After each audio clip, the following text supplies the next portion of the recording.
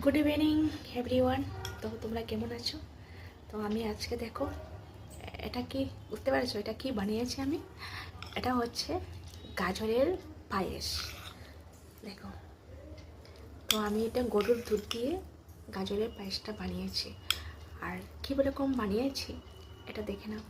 তো চলো আগে টেস্টটা করে নিই কীরকম হয়েছে। এক্সিলেন্ট। চলো এখন দেখে নাও আমার এটা কেমন কীরকম আমি বানিয়েছি।